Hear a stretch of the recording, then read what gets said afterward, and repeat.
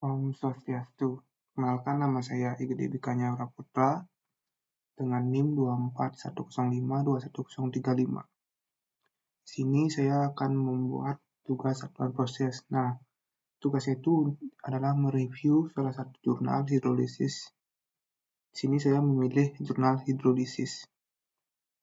Next. Judul jurnal yang saya ambil adalah karakteristik fisik selulosa pelepah nipah atau nipah frustan dengan hidrolisis asam kuat.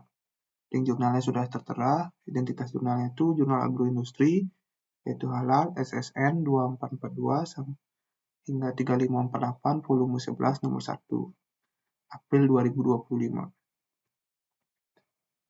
Pendahuluan.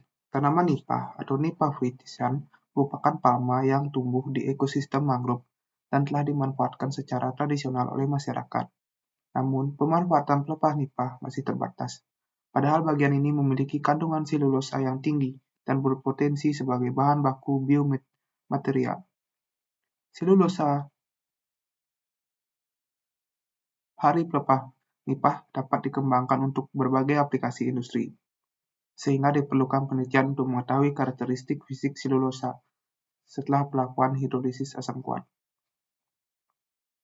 Nah, metode penelitian yang digunakan yaitu metode penelitian ini dilakukan secara eksperimental untuk memperoleh dan menganalisis selulosa dari pelepah nipah menggunakan proses kimia. Tahapan utama meliputi persiapan bahan dengan memotong, menjemur, mengeringkan, menggiling, dan mengayak pelepah nipah hingga ukuran serbuk tertentu. Selanjutnya dilakukan delignifikasi menggunakan larutan NaOH 10% untuk menghilangkan lignin. Kemudian bleaching dengan larutan H2O2 30% untuk memutihkan serat hingga menjadi selulosa. Selulosa yang telah diperoleh kemudian melalui hidrolisis asam kuat, yaitu H2SO4 sebanyak 10%, untuk memperkecil ukuran partikel.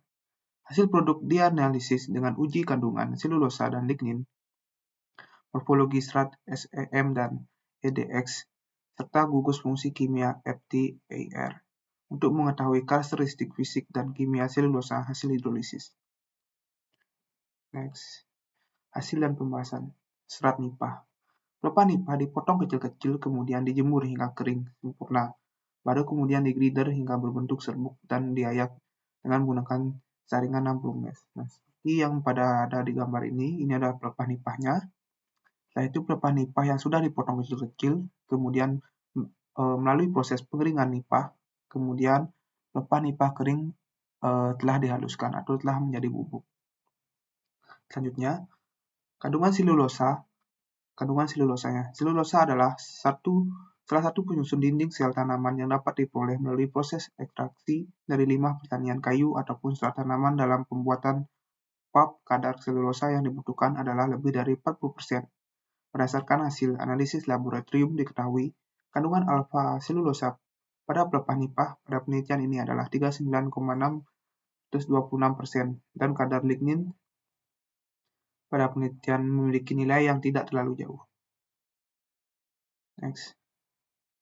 Analisis scanning elektromikrospida untuk mengetahui morfologi partikel dalam bentuk mikro. Adapun morfologi yang diamati dalam analisis SEM meliputi bentuk, ukuran, dan susunan partikel. Nah, ini adalah gambar perbandingan penampakan pelepah nipah dengan selulosa pelepah nipah. Perbandingan melintang pelepah nipah. Seperti ini gambarnya. Dan next.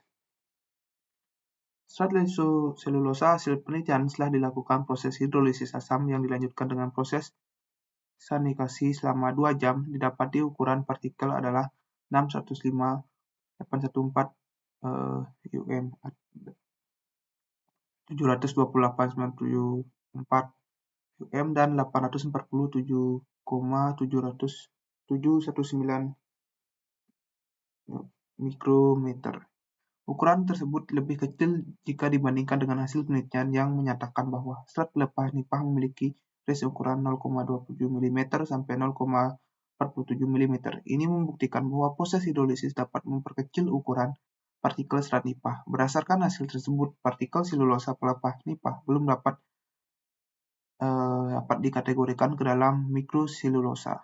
Mikroselulosa adalah material mikro dengan ukuran partikel di antara 0,03 mikrometer sampai 20 mikrometer.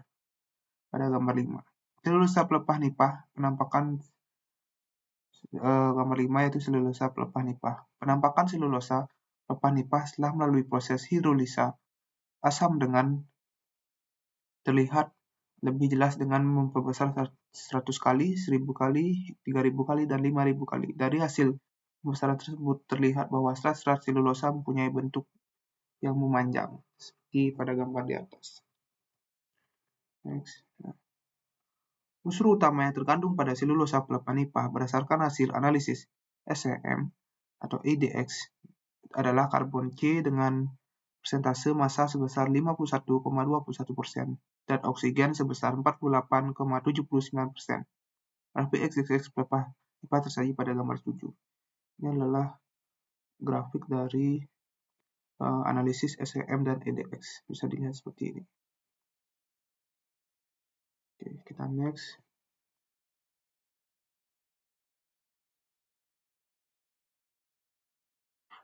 Kita juga melakukan analisis Forter atau Transfer Interest FTR dilakukan untuk mengetahui gugus fungsi yang terdapat pada serat pelepah nipah hasil analisis FTR.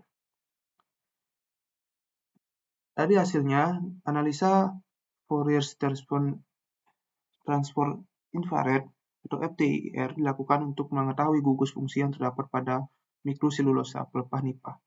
Hasil analisis FTIR analisa FTIR dilakukan untuk mengetahui gugus fungsi yang terdapat pada mikroselulosa pelepah nipah berdasarkan puncak-puncak serapan dari spektrum inframerah. Berdasarkan hasil analisis FTIR dijumpai gugus fungsi O-H, C-H, dan CO yang merupakan komponen utama penyusun selulosa dan gugus C2O